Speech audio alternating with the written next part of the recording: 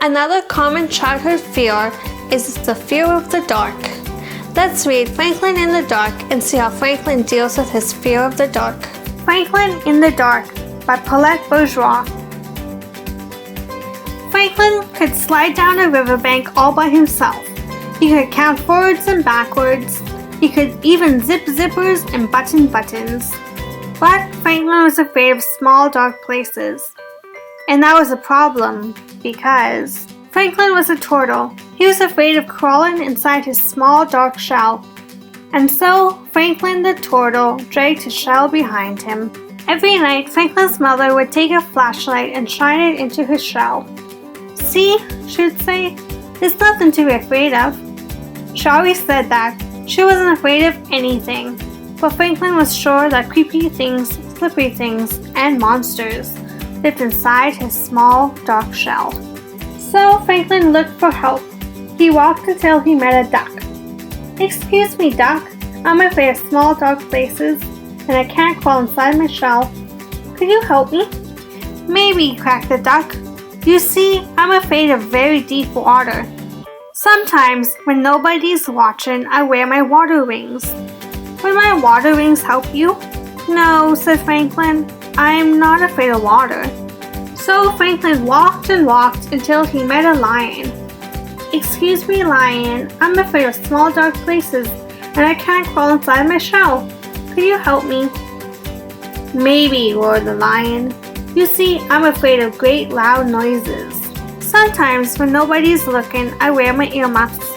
Would my earmuffs help you?"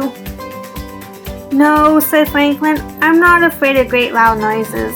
So Franklin walked and walked and walked until he met a bird. "Excuse me, bird. I'm afraid of small dark places, and I can't crawl inside my shell. Could you help me?" "Maybe," chirped the bird. "I'm afraid of flying so high that I get dizzy and fall to the ground. Sometimes, when nobody's looking, I pull on my parachute. Would my parachute help you?" "No," said Franklin. "I'm not afraid of flying high and getting dizzy." So Franklin walked and walked and walked and walked until he met a polar bear.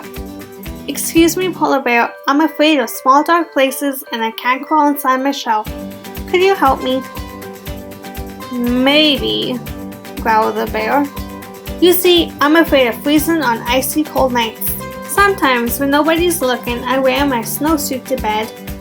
Would my snowsuit help you?" "I don't think so," said Franklin. "I'm not afraid of freezing on icy cold nights." Franklin was tired and hungry.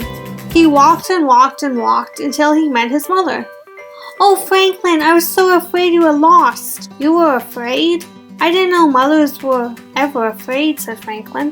"Well, did you find some help?" she asked. "No, I met a duck who was afraid of deep water." She said. "Then I met a lion who was afraid of great loud noises." "Uh-huh," she said. "And then I met a bird who was afraid of falling and a polar bear who was afraid of freezing." "Oh," she said. "They were all afraid of something." Said Franklin. It was getting late. Franklin was very tired and very hungry.